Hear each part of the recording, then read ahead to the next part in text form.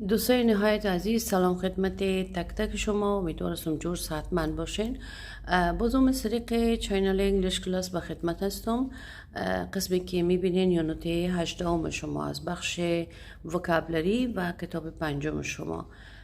خب عزیزایم، پیش از که کلاس آغاز کنیم، برای حمایت از چینل شما لطف کنین مثل همیشه چینل با دوستایتان شیر کنین تا اونام سابسکرایب کنن و نظری دارن، پیشنهادی دارن، میتونن که در کامنت با ما شیر کنن. و شما همچنان سوالی دارین، پیشنهادی دارین، میتونین در اخیر ویدیو با ما شیر کنین. خب میریم به طرف کلاس خود. یونت 18 کتاب 5 شما، بخش وکابلری. If someone is aggressive, then they constantly want to fight. بسم الله الرحمن الرحیم. اولین لغات شما عزیزایم اگریسیو، پرخاشگر یا تهاجمی معنا میده. If someone is aggressive, then they constantly want to fight. فردی که پرخاشگر و تهاجمی باشه همیشه میخواد دعوا کنه. Nobody liked to play games with him because he was always too aggressive. Nobody liked to play game with him because he was always too aggressive. هیچ کسی دوست نداره همراهش بازی کنه به خاطری که او همیشه پیش از حد پرخاشگر بود.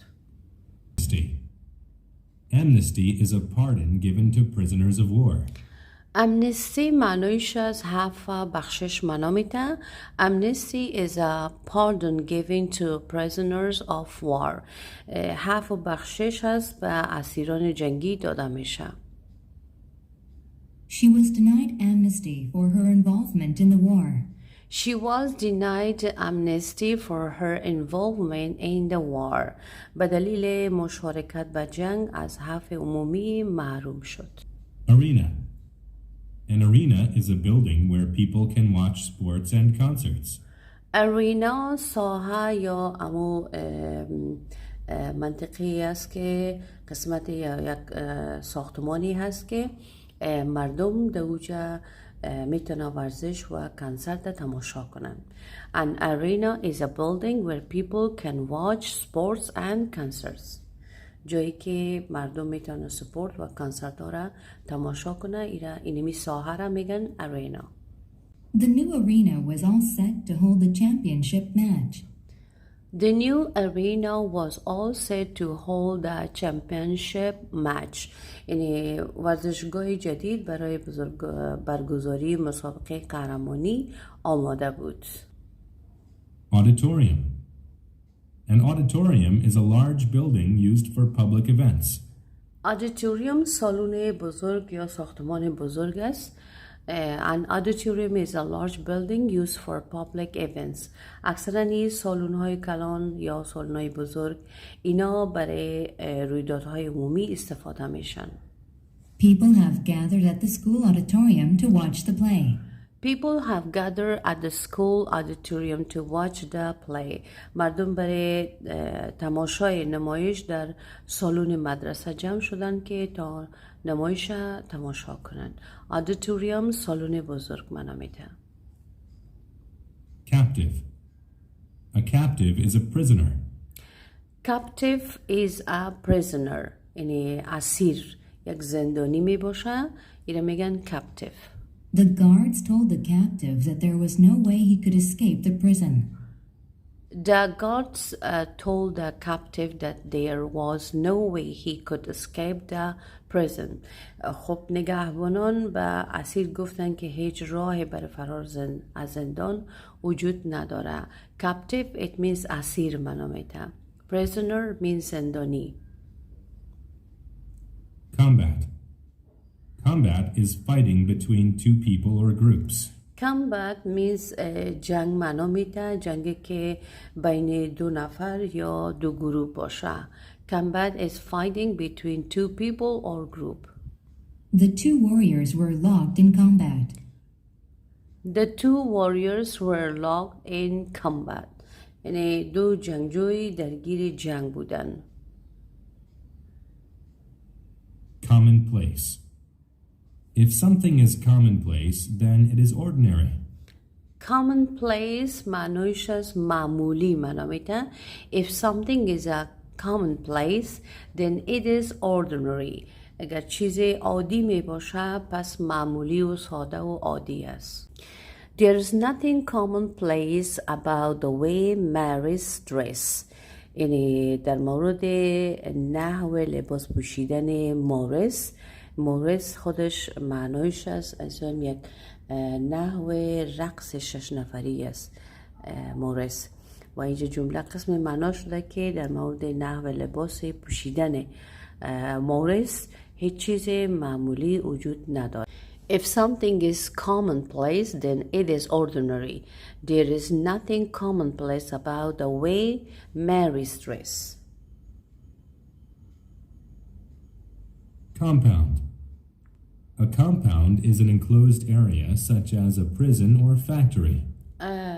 کامپاوند معنیش از یک چیزی که مکسچر باشن، مکس باشن، با هم یک جا باشن، ترکیب باشن، یعنی منطقه را میگن که compound. A compound is an enclosed area such as prison or factory. جاهایی که زندان یا کارخانه اینا باشن، اینا میگن که چیز compound یا ترکیب یا یک جا. Workers waited outside the compound for the gates to the factory to open. The workers waited outside the compound for the gates to the factory to open. کارگرها بیرون از محوطه یعنی محوطه فابریکه اینا منتظر هستند که در باز شود تا اونا داخل کارخانه شوند. یعنی کارگرها بیرون از محوطه منتظر باز شدن دروازه های کارخانه بودند. Corps. A corps is a division of a military force. کور معنیش از امی یک سپاه یا بخشی از نیروهای نظامی را میگن. A corps is division of a military force. بخشی از نیروهای نظامی می باشه. The army had a corps of archers who trained apart from the regular soldiers. The army had a corps of archers who trained apart from the regular soldiers. یعنی ارتش دارای یک لشکری از کمانداران بودن که جدا از سربازای عادی آموزش داده میشه. یعنی یک بخشی از نیروهای نظامی است که اینا از عساکر جدا آموزش داده میشه. To distract someone means to stop them from concentrating on something. Distract معنیش از حواس پرتی معنا میده. To distract someone means to stop them from concentrating on something. وقتی که حواستان پرت میشه و نمیتونین که او را یعنی جلوگیری کنین و نمیتونین روی یک چیز تمرکز کنین، فکر کنین، یعنی میگن distract. The phone call distracted him so much that he forgot all about his homework. خب ساده تر براتون بگویم گیج کردن معنا میده. The phone call distracted him so much that he forgot all about his homework. یعنی تماس تلفنی و آنقدر رو را حواسش پرت کرد یا آنقدر رو را گیج ساخت که تمام کار خانگیش فراموشش شد. Distract means گیج کردن، حواس پرت شدن. Dumb. If someone is dumb, they are unable to speak. Dumb معنیش گنگ معنا میده. If someone is dumb, they are unable to speak. کسی که گنگ باشه اونا قادر به صحبت کردن نیستن. She did not share the secret. She remained silent as if she were dumb. او دخترک نخواست که رازش به دیگران شیر کنه، طوری سکوت کرده که گویا گنگ است. Foe. A foe is an enemy or opponent. Foe معنیش از دشمن معنا میده. A foe is enemy or opponent. یعنی دشمن یا کسی هست که ای دشمن می باشه، انمی هم دشمن منامیده و فو هم دشمن منامیده و اپوننت معنایش از حریف منامیده. کسی که دشمن یا حریف باشه ایره میگن فو. It was hard to believe that anyone could be his foe. It was hard to believe that anyone could be his foe. یعنی باورش سخت بود که کسی بتونه دشمن او باشه. Hack. To hack something means to cut it into uneven pieces. Hack means بریدن یا قطع کردن معنا دارد. To hack something means to cut it into uneven pieces. یعنی قطع کردن چیز به معنای بریدن و به قطعات ناهموار می باشد. My uncle used the axe to hack the tree into many logs. My uncle used the axe to hack the tree into many logs. خب میگه کاکای ما از تبر برای بریدن درختها یا قطع کردن درختها به تعداد زیاد کنده ها استفاده کرد. Meditate. To meditate means to focus or think deeply in silence. meditate معنایش است تفکر کردن، فکر کردن. معنایش است to meditate means to focus or think deeply in silence. یعنی برای مدتی که تمرکز میکنین یا تفکر عمیق یا فکر عمیق در حالت سکوت میباشین، یعنی میگن meditate. She liked to meditate for several hours of each day. She liked to meditate for several hours of each day. یعنی او خانم دوست داره که هر روز چند ساعتی تفکر کنه، یعنی ساکت باشه، سکوت کنه. To nick someone means to cut them slightly with a sharp object. nick معنیش از بریدن معنا میده.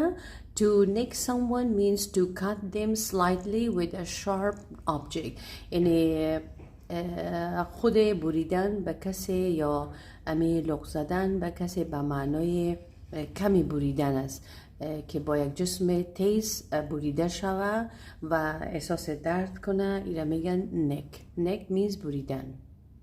While cutting the carrots, the cook nicked his finger with the edge of his knife. While cutting the carrots, the cook nicked his finger with the edge of his knife. انگام بریدن زردکا آشپز با نوک چاقو یا لبه چاقو انگشتش برید. Provoke.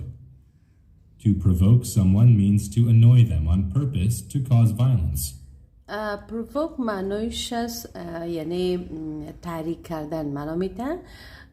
To provoke someone means to annoy them on purpose to cause violence. یعنی تحریک کردن کسی به معنای آزار دادن میشه برای ایجاد خشونت. The older boy provoked Paul by calling him mean names. The older boy provoked Paul by calling him mean names.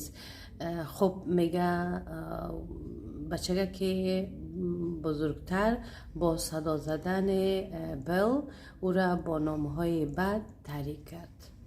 Activity or interest. A realm is معنایش از ساحه یا قلمرو معنا میده. A realm is any area of activity or interest. یعنی realm معنایش است که یک خودش یک ساحه است یا ساحه‌ای که فعالیت یا علاقه در اوجا باشه. ایره میگن یا بخش ساحه، ایره میگن realm. He was not very active in the realm of business. He was not very active in the realm of business. او قدر در ساحه یا در امو زمینه تجارت چندان فعال نبود. Reign. A reign is the period of time in which a ruler rules. A reign معنایش از دوره سلطنتی یا فرمان روایی معنا میده. A reign is the period of time in which a ruler rules. یعنی کسی که خود سلطنت دوره زمانی است، یعنی یک دوره است سلطنت که در اونجا حاکم حکومت میکنه. The emperor's reign lasted for only 2 years. The emperor's reign lasted for only 2 years. سلطنت امپراتور فقط 2 سال طول کشید. Rust. Rust is a red and brown coating on iron objects caused by water and air. Rust معنیش زنگ زدگی، یک چیزی که زنگ زدگی باشه. Rust is a red and brown coating on iron objects caused by water and air. و خب اینجا زنگ یک پوشش رنگ قرمز یا قهوه‌ای روی بعضی اجسام آهنی می باشه که در اثر آب و هوا ایجاد میشه. بعضی آینا را میبینین رنگش دست میده و زنگ میزنه، اونمو زنگ زدنش میگن rust. The old metal gate would not swing because the hinges were covered in rust. The old metal gate would not swing because the hangs were covered in rust. خب میگه که دروازه‌های فلزی قدیمی اونا نمیچرخن، یعنی باز نمیشن. سوینگ اینجا چرخیدن معنا میده، به خاطری که امو سیخ‌هایش همه را زنگ زده. If something is sacred, then it is worshipped and respected. If something is sacred, then it is worshipped and respected. Sacred معنیش است مقدس. اگر چیزی مقدس می باشه خب او پرستش و احترام، یعنی قابل احترام و قابل پرستش می باشه. One religion in India will not harm cows because it believes that they are sacred. One religion in India will not harm cows because it believes that they are sacred. خب یک دینی در هند است که به گوها آسیب نمیرسانند، یعنی امو دینشان است، به خاطر که اونا باور دارن یا به همی معتقد هستند که اونا مقدس هستند. If something is sacred, then it is worshipped and respected. One religion in India will not harm cows because it believes that they are sacred. خب دوستای عزیز، این بود یونت 18 شما. بخش وکابلری خدمت شما عزیزا تقدیم کردم. امیدوارم که درس مورد علاقه شما قرار گرفته باشه. تا درس بعدی که بازم به خدمت شما عزیزا می باشم، شما رو به خداوند یکتا میسپارم. روز همه شما خوش. خداوند یار و مددگارتان.